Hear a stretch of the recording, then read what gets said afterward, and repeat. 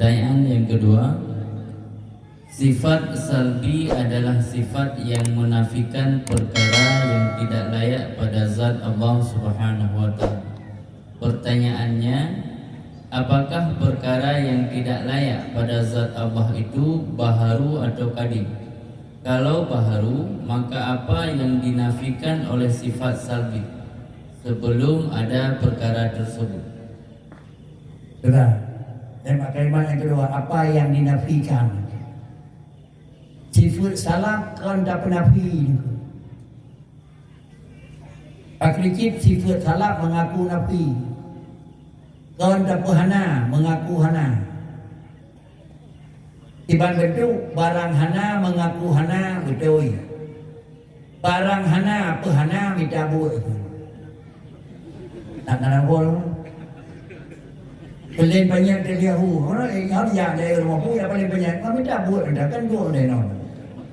Jadi bagaimana salam wala kasalam kan adalah penafi, tetapi adalah kidam baka wah dan ya awai batuhan hana tidak nyata kui hana. Kemudian adalah ujung batuhan hana artinya akhir wa Allah hana ini kui hana. Maksudnya ba Allah Taala kibanya betul mengaku ada barang yang ada sesuai dengan ada. Mengaku tidak ada barang yang tidak ada sesuai dengan tidak ada, sehingga ada yang kepun mengaku na Tuhan karena na kan mengaku na Tuhannya na kan kepun mengaku hana ni Allah Taala karena hana kan mengaku hananya bena kan.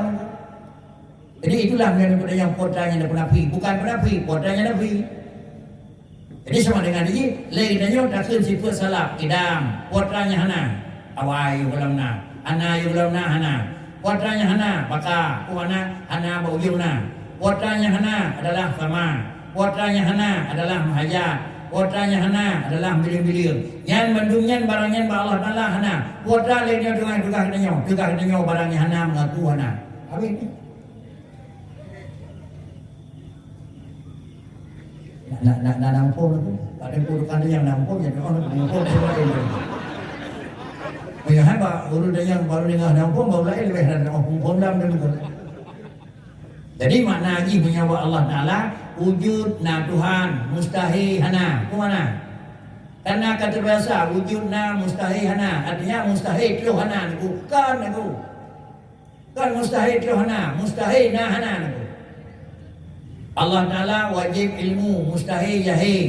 Allah Taala mustahil adam wajib kudrah, mustahil lemah. Bermana ba Allah Taala tiga kon karena kagadah lapai. Allah Taala carang kon karena kagadah bodoh. Itanyo carang karena kagadah bodoh. Itanyo tiga karena kagadah lapai. Di Allah Taala tiga karena hana lapai. Dan di Allah Taala carang karena hana bodoh. Beda. Tahu kalau dulu.